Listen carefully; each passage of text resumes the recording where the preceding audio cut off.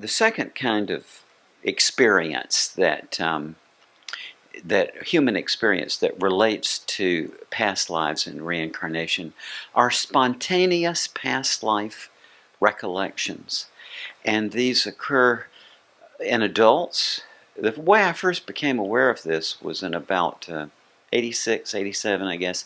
I have a good friend who's a travel agent and who sometimes takes tours around Europe, and came to me years ago because she had witnessed something so curious on her recent tour. She had taken a group of American tourists to Europe, and among the people who went was a very rigid American businessman.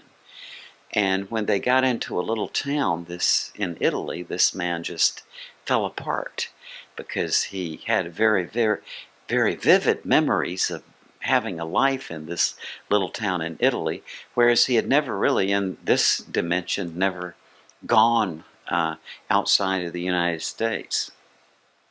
So they do happen in adults, and they also happen, I am convinced, in children. This is just a very common thing, and it does not require that the parents have any interest or inclination to this whatsoever.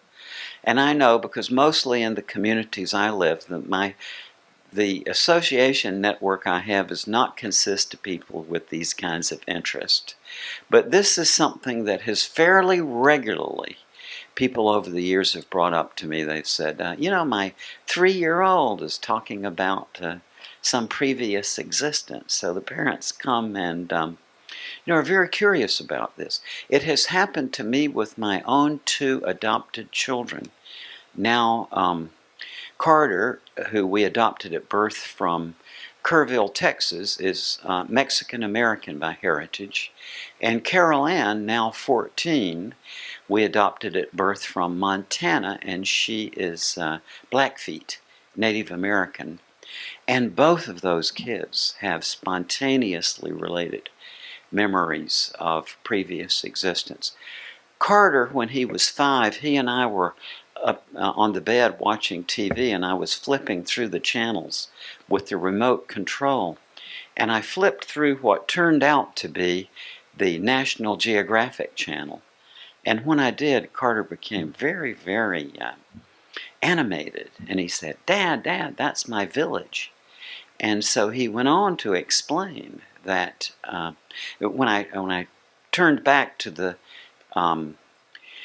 National Geographic channel, as it was a documentary about village life in China. And Carter started this long story of how his mother and father in China and his brothers and sisters. And he could see that I was rather startled. So as though to orient me, he said, yeah, and then I was up in the trees looking down at you and Mom. And I knew exactly what he was talking about, because 5 years before Carter was conceived, my wife and I were in Greece on a tour. And we were just exhausted from the flight. So at an archaeological site, we were so tired that the attendant could tell, and he said, just go over there and lie down in the grass and take a nap. And there were trees all around.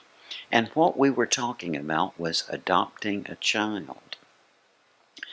Then my little Native American daughter, about, say, 4 years ago, again out of nowhere, we take these long walks, she said one day to me, I don't like this place. And it was plain to me that what she meant was, I don't like this world. So I just said, oh, and she said, yeah. She said, when you die, you just go up and you be with God, and He holds you there till all the people you know while you're alive have died, and then He sends you back as another person. And I said, well, what makes you think that? And she said, just like this, she just said, I know in my mind. And she said, and yeah, I was with God and He pointed you out to me And he said, you got to go down and be his daughter. And I said, well, how did you feel about that? And she said, oh, I didn't want to do it. She said, I wanted to stay with my Gandhi. And I said, well, are you glad you came anyway? And she said, yeah. And incidentally, it's easy, I think, for you to imagine maybe, to say, well, sure, at home he talks about this and so on. But no, actually, Cheryl and I, my wife, we don't talk about life after death. We talk about what's for dinner, the kids' homework, how to pay the phone bill, what's on at the movies.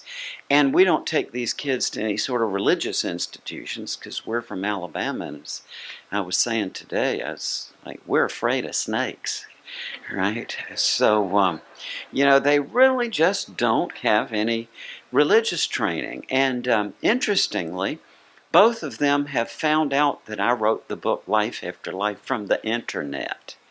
So, I can be absolutely assured that I didn't put these ideas into these kids' heads. And so it's so consistent with what I've heard from many people over a long period of time that I am convinced that that this is just a very common experience with kids. And what I surmise happens is that by and large the parents don't want to hear this, so they just sort of get the kid to stop talking about it or say, oh, that's your imagination or whatever.